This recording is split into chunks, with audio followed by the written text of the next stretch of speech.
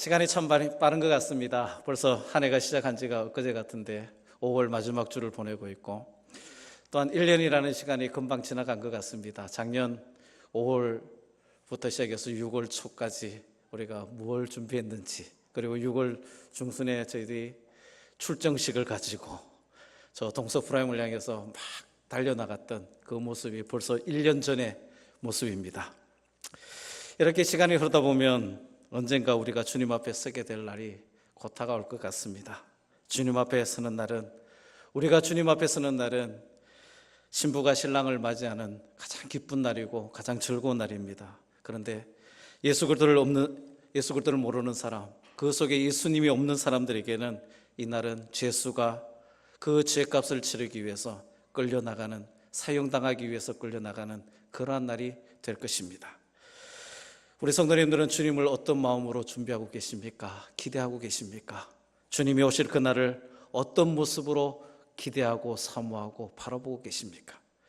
오늘 본문의 말씀은 사도 바울이 세상을 떠나기 전에 남긴 마지막 유언과도 같은 내용의 말씀입니다.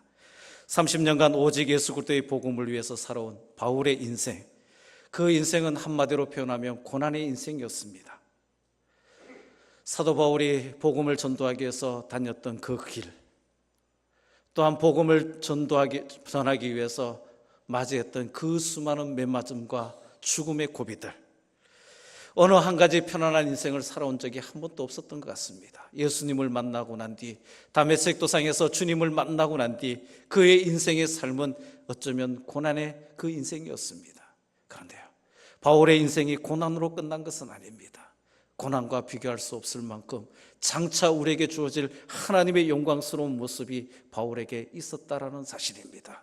우리의 인생도 마찬가지입니다. 주님을 사모하는 그 마음이 고난의 억울함이 아니라 불평과 원망의 소리가 아니라 주님께서 우리에게 주실 그 영광을 기대하며 살아가는 우리 성도님들이 되기를 소망합니다. 어떤 사람이 바울이 남긴 그 바울의 선교 여행지를 다닌 적이 있습니다. 터키를 방문하면서 바울이 걸었던 그 걸음들을 걸어가면서 선교하며 복음을 전했던 그 걸음을 걸어갑니다. 얼마나 햇빛이 뜨거웠던지요, 피부가 따가웠다고 이야기합니다. 그러면서 문득 그런 생각이 들었다고 합니다. 그 당시에 바울이 걸어갔던 그 길을 추억하면서 그분이 가지고 갔던 선크림은 전혀 바르지 않고 그냥 바울이 걸어갔던 그 길을 걸어가겠다고, 그냥 맨 얼굴로 한번 걸어가 보겠다고 걸어갔습니다. 조금 지나니까 얼굴이 따가워지기 시작하고 한 사흘이 지나기 시작하니까 얼굴색이 변하기 시작했더랍니다. 검게 변해지는 그 모습을 보기 시작했다는 겁니다.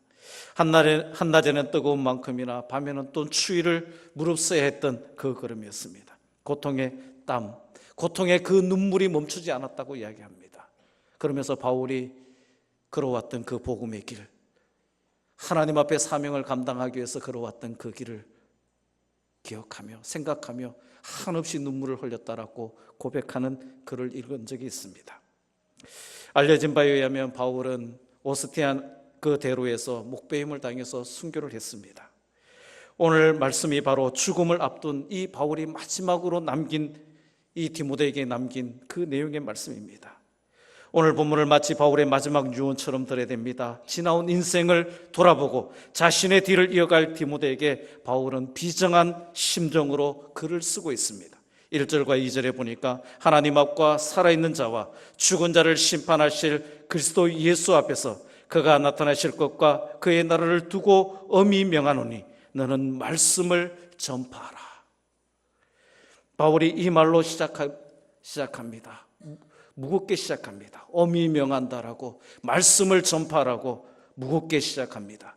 하나님 앞과 예수님 면전에서 명령하는 말씀입니다. 생사의 문제를 다루고 심각한 어조로 디모데에게 명령하고 있습니다. 이 한마디가 연약한 어린 디모데를 위대한 하나님의 복음의 사역자로 만들었습니다. 또한 말씀을 전하라는, 전파라는 이 말씀 때문에 수많은 초대교회의 수많은 사람들이 복음의 사명자로 세움을 받았습니다. 이 말씀 한마디가 온 세상을 바꿔놓는 능력의 말씀이 되었다라는 사실입니다. 말씀을 전파하라. 이 말씀은 우리가 늘 듣는 말씀입니다. 별로 우리에게 감흥이 없는 말씀일지도 모릅니다. 바울이 마지막 남기는 말치고는 너무나도 평범하고 너무나도 약한 말씀인 것 같습니다. 그런데요, 바울이 이 말씀은, 이 한마디 말씀을 전파라는 이 한마디는 흔하디 흔한 그 말씀이 아닙니다.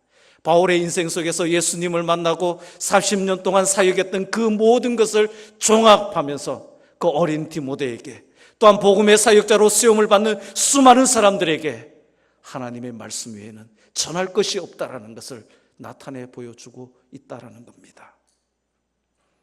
숨을 거두는 사람이 자신의 마지막 사력을 다해서 남기는 그 한마디, 말씀을 전파라. 말씀을 전파.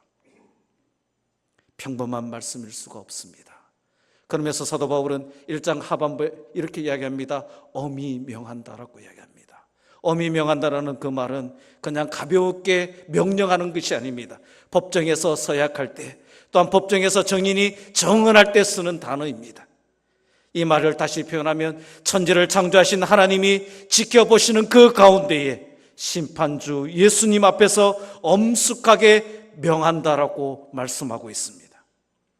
이 말씀대로 하지 않으면 하나님이 처벌하실 것을 명령하고 있는 내용입니다. 그렇다면 바울이 이 말씀을 전할 것을 이야기하면서 이 복음이 과연 무엇이겠느냐라는 겁니다. 오늘 헬라어로 보니까 토로고스라고 되어 있습니다. 그 말씀은 우리의 죄를 위해 예수 그리스도가 십자가에 죽으시고 부활하신 그 말씀을 이야기합니다. 복음은 어려운 것이 아닙니다. 예수님께서 우리의 죄를 짊어지시고 십자가에 죽으시고 부활하신 그것이 바로 복음입니다. 그 복음. 주님을 알면, 이 복음을 알면, 주님을 만나기만 하면 우리의 인생이 달라지는 줄 믿습니다. 우리의 인생의 역사를 움직이시는 주님의 그 위대한 통치에 동참하는 것이 복음을 믿는다라는 것입니다. 바울이 이를 그 복음이라고 강조하고 있습니다. 그 복음. 그러면 다른 복음이 있다라는 이야기를 전제하고 있습니다. 다른 복음이 뭡니까? 3절과 4절에 보니까 때가 이르니 사람이 바른 교훈을 받지 아니하며 기가 가려워서 자기의 사욕을 따를 스승을 많이 두고 또 그 길을 진리에서 돌이켜 허탄한 이야기를 따르리라 말씀합니다. 진리에서 돌이켜서 허탄한 이야기를 듣는 사람들은 듣는 것에 문제가 있는 사람들입니다. 조금 쉽게 표현하죠. 자신의 가려운 길을 시원하게 해주는 그 말씀을 듣기를 원하고 있다는 겁니다. 무엇입니까? 신앙으로, 말씀으로, 복음으로 우리 자신을 변화시키려고 하지 않고 어쩌면 자신이 그 신앙과 복음을 이용하는 것입니다. 우리가 드려야 할 그 말씀은 우리의 길을 시원하게 해주는 그 말씀이 아닙니다. 우리가 드려야 할 그 말씀은 우리의 심령을 변화시켜주는 그 말씀인 줄 믿습니다. 우리 성도님들은 어떤 말씀을 듣기를 원하십니까? 내 귀가 시원하고 내 귀에 들려지는 좋은 소리를 듣기를 원하십니까? 아니면 그 말씀이 나에게 주어졌을 때 내 심령에 변화가 일어나고 내 심령에 찔림이 일어나고 내 심령이 주님 앞에 엎드려지는 그 말씀을 듣기를 원하고 계십니까? 어쩌면 현대교회가 점점 약해지는 그 이유가 있다면 바로 이것 때문 아니겠습니까? 말씀을 들어도 골라서 들으려고 합니다. 그 말씀이 내 심령에 찔림이 오면 우리의 귀를 닫아버립니다. 우리의 마음을 닫아버립니다. 도무지 아무리 말씀을 들어도 우리의 심령이 변화가 일어나지 않습니다. 내 삶의 변화가 일어나지 않습니다. 변하는 거 참 힘듭니다. 그러나 변하려고 끊임없이 노력을 해야 되는데, 몸부림쳐야 되는데 그냥 닫아버립니다. 마음도 닫고 귀도 닫고 눈도 닫고 모든 것을 다 닫아버립니다. 그러네 내 귀에 들려주는 좋은 소리가 들려질 때는 얼마나 많은 귀가 열리고 얼마나 많은 마음들이 열립니까? 그런데 그것으로 우리의 심령이 변화되지 않는다는 겁니다. 오늘날 기독교는 진정한 복음을 교묘하게 피해가면서 삶의 윤리와 철학을 가르치는 경우가 참 많습니다. 예수 그리스도의 십자가와 부활이 사라진 복음, 말씀을 통한 삶의 변화가 결여된 그 복음은 더 이상 복음이 아닙니다. 불교와 유교에서도 들을 수 있는 이야기라면 왜 굳이 교회에 와서 들어야 됩니까? 불교와 또한 힌두교와 또한 유대교에서 들을 수 있는 그 복음이라면 왜 예수님이 십자가에서 돌아가셔야 했겠느냐라는 사실입니다. 거기서는 삶을 변화시키는, 우리의 심령을 변화시키는 말씀이 없다는 겁니다. 우리 교회는 듣기 참 좋습니다. 편안합니다. 좋은 이야기입니다. 얼마나 많은 웃음과 기쁨이 넘치는지 모릅니다. 그런데 거기에 진정한 예수 그리스도의 십자가와 부활이 있느냐라는 겁니다. 그것을 통한 하나님의 사랑이 우리의 심령을 변화시키고 있느냐라는 사실입니다. 어떤 사람에게 복음을 전했을 때 그들은 때로는 기쁘면서 예수님을 믿는다라고 고백합니다. 그런데 그들과 예수님을 믿는다라고 이야기하는 사람들과 한참 이야기하다 보면 좀 이상한 것들이 발견되어집니다. 예수님을 믿을 뿐만 아니라 부처도 믿고 마호멧도 믿고 다른 종교도 믿고 다른 진리도 믿고 있더라는 겁니다. 세상의 좋은 가르침은 다 받아들이는 겁니다. 이들의 믿음이 진정한 믿음이겠습니까? 우리는 예수님을 믿는가라는 그 말을 조심스럽게 사용해야 됩니다.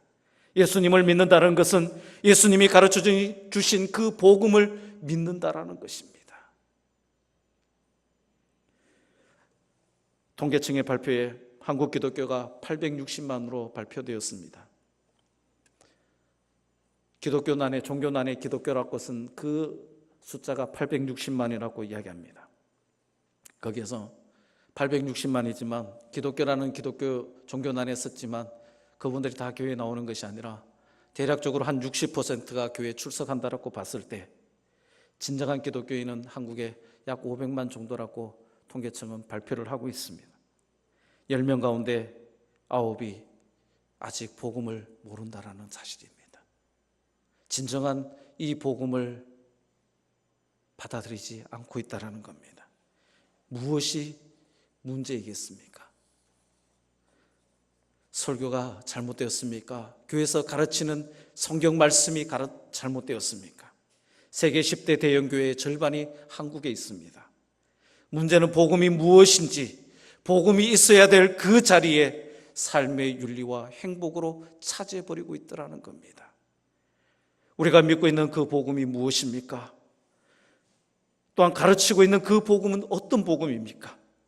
과연 그 복음 안에 예수님이 있습니까? 예수님의 십자가와 그 부활이 그 복음 속에 담겨져 있습니까? 예수님을 전할 수 있는 사람은 예수님을 만난 사람입니다. 예수님을 전할 수 있는 사람은 예수님을 아는 사람입니다. 예수님을 전할 수 있는 그 사람은 바로 예수님을 나의 구주로 믿는 사람입니다. 오늘 우리 성도님들은 예수님을 전하는 사람들입니까? 지식적으로 그냥 예수님을 인격적으로 만남 없이 지식으로 알고 있습니까? 우리의 삶 가운데 예수 그리스도의 십자가와 그 부활의 흔적이 우리 속에 남아있느냐라는 사실입니다. 사도 바울은 어떻습니까? 누구든지 나를 괴롭게 하지 말라고 이야기합니다. 내 몸에 예수 그리스도의 흔적이 있다라고 이야기하고 있습니다. 그의 30년의 모든 사역은 바로 십자가와 부활의 증거로 삼았습니다. 복음을 전하는데, 예수 그리스도를 증거하는데 예수님을 인격적으로 만난 그 다메섹 도상의 흔적을 가지고 일평생 그 흔적대로 살아왔던 모습을 보게 됩니다. 그러면서 사도 바울은 그렇게 이야기합니다. 말씀을 전파하라고 우리에게 외치고 있습니다. 복음을 듣고 또한 복음을 깨닫고 복음을 믿고 복음을 순종하는 것 매우 중요합니다. 그런데요, 거기서 멈추면 안 될 것을 바울은 이야기합니다. 생명의 복음을 전파하여 죽은 자들을 살려내고 산 자들은 거룩한 제자로 세우는 데까지 나아가라고 사도 바울은 이야기하고 있습니다. 이 사명을 위해 주님께서는 우리를 먼저 부르셨다라는 사실을 잊어서는 안 됩니다. 우리에게 주어진 그 생명의 복음, 그 복음이 우리의 것만이 아니라 많은 사람들에게 나누어 줄 것을 주님께서 당부하셨고, 또한 믿는 연약한 성도들을 향해서 이 생명의 복음들로 그들을 세워나가는, 제자 삼아가는 그러한 것으로 우리에게 가르쳐 주셨습니다. 언제 복음을 전해야 됩니까? 사도 바울은 때를 얻든지 못 얻든지 항상 힘쓰라고 말씀하고 있습니다. 이 말씀의 의미는 상황이 좋을 때만 말씀을 전하라는 것이 아닙니다.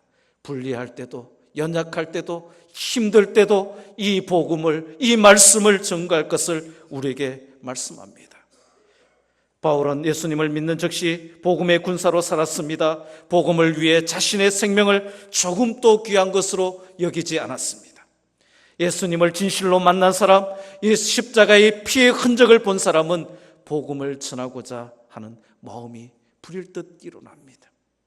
오늘 우리 성도님들에게 묻겠습니다. 복음을 전하고자 하는 이 생명운동을 일으키려고 하는 마음이 우리 속에서 끊임없이 일어납니까? 길 가다 사람을 만나면 저 사람 예수 믿어야 되는데, 저 사람에게 복음이 전거되어져야 되는데, 저 사람도 나와 같이 생명을 얻어야 되는데 라는 그러한 마음들이 일어나고 있느냐라는 사실입니다.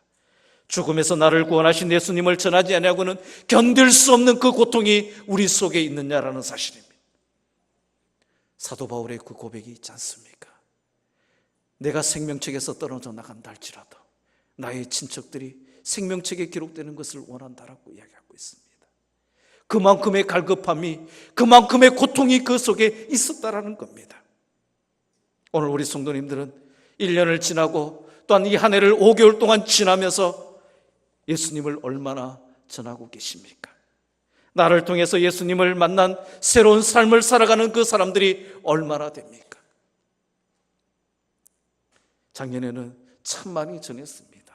그들이 교회로 왔든지 안 왔든지, 그들이 예수님을 믿었든지 믿지 않든지 그들에게 차를 나누며 또한 전도지를 나누며 선물을 나누며 수많은 복음을 전했지만 과연 올해는 얼마나 복음을 전하고 계십니까?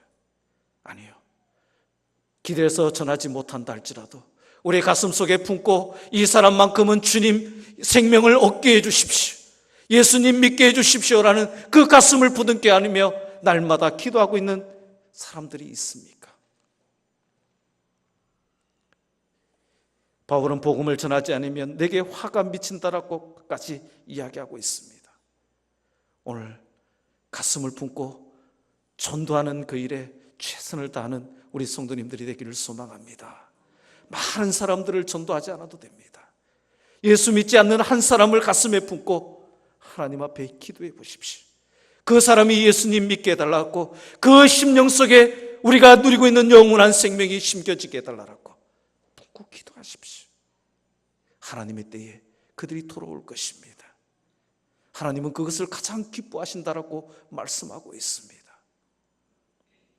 세상에서 미룰 수 없는 두 가지가 있다고 이야기합니다. 그 첫 번째가 부모님을 섬기는 일이라고 이야기합니다. 부모님을 섬기는 일을 미루면 나중에 후회밖에 남지 않는다고 이야기해요. 그리고 두 번째가 복음을 전하는 일이라고 이야기합니다. 내일 전하면 되지, 다음에 전하겠지, 다음에. 그러다 보면 주님이 언제 오실지 알지 못한다는 겁니다. 원래 나를 통해 예수님을 만나게 된 사람 한번 생각해 보시기 바랍니다. 내 주위의 사람들, 내 이웃을 향해서 내가 얼마나 복음을 전했는지, 예수님을 전해 주었는지, 예수님을 소개시켜 주었는지, 내가 믿고 있는 그 예수님을 알려주었는지를 한번 고민해 보시기 바랍니다. 가슴속에 그들을 품고 기도하시길 바랍니다. 그들에게 끊임없이 주님의 기도가 필요합니다. 내가 그들을 위해서 기도했지만 이제 그들 스스로가 예수님을 믿고 그들 스스로가 주님 앞에 기도할 수 있는 그날까지 우리는 쉬지 않고 끝까지 달려나가는 우리 성도님들이 되기를 소망합니다. 바울은 7절에서 그의 인생을 한마디로 정리하고 있습니다. 우리 7절 말씀 우리 같이 한번 읽었으면 좋겠습니다. 7절 말씀입니다. 같이 읽겠습니다. 시작.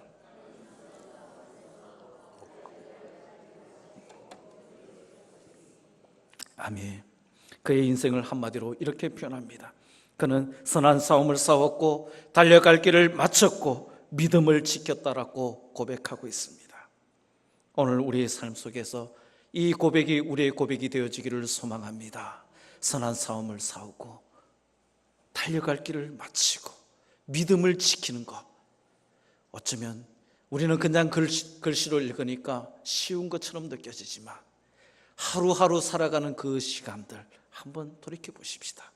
하루를 시작할 때 하루에 그 나타나는 수많은 유혹들과 영적인 전쟁들 속에서 선한 싸움을 싸웠는지, 그 하루의 삶 속에서 달려갈 길을 다 마치기까지 믿음을 지키며 나왔는지, 참 위대한 고백인 것 같습니다.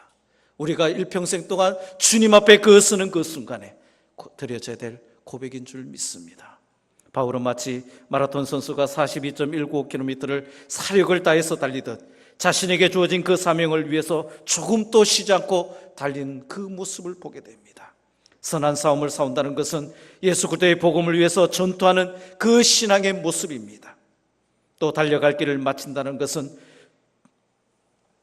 주님이 부르시는 그날까지 생명을 바쳐 나아가 복음의 전도자의 모습으로 나아가는 것을 의미합니다. 전투하는 사람과 경주하는 사람의 공통점이 있습니다. 그 공통점은 뭡니까? 단 한순간 또 다른 데 정신을 팔 수 없다는 겁니다.